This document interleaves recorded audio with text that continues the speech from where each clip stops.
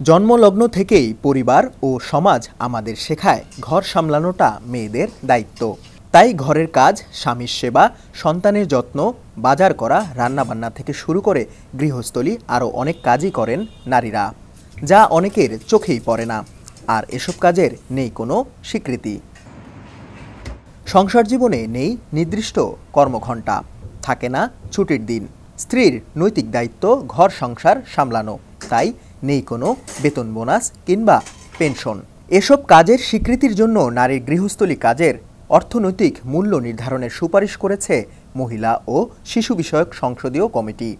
গৃহস্থালী কাজের জন্য এই অর্থ মূল্যায়নের জন্য যে প্রস্তাব দেওয়া হয়েছে, এটা আসলে কতটা যৌক্তিক সেই প্রসঙ্গে পরে যাই। আদৌ এটা হবে কি না এটা নিয়ে হয়তো দ্বিমত পোষণ করলেও করতে পারি। আমার মা, নানি, দাদিরা করে আসছে, আমরাও করে আসছি।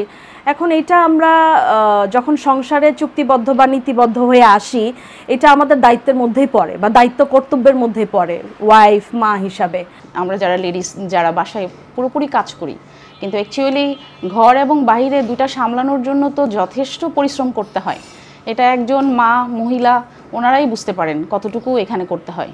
সেখানে এই এতটুকুই আশা যে এটার পর্যাপ্ত আমরা রেসপেক্টটা যেন পাই। আমরা যে বাচ্চা পালতে বা ধরেন সংসারে শ্বশুর শাশুড়ি, ভাই বোন, ননদ দেবর, হাজব্যান্ড সবার জন্য এত কষ্ট করছি, তো সেখানে আমাদের একটা ভ্যালু তো থাকতে হবে। গৃহিণীরা যেসব কাজ করে বাড়িতে, বা সন্তানের দেখাশোনা, বাড়ির সমস্ত কাজ স্বামীর দায়িত্ব যেটাই পালন করুক না কেন, সেটার কাজের মূল্যায়ন আসলে টাকা দিয়ে কিংবা সম্পদ দিয়ে সম্ভব না।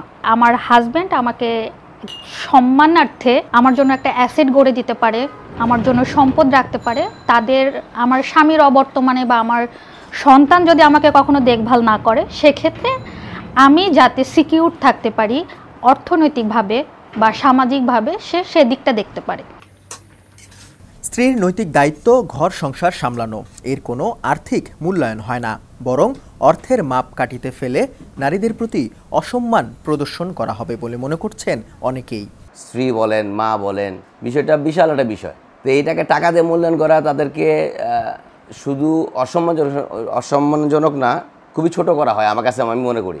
আমার সংসারে সুখ দুঃখ, ভালো মন্দ দুইজনাই আমরা ভাগ করে নিই, কিন্তু আমরা তো ওকে যদি টাকা দেবো তাহলে তো ওকে আমরা বিবাহ করতাম না।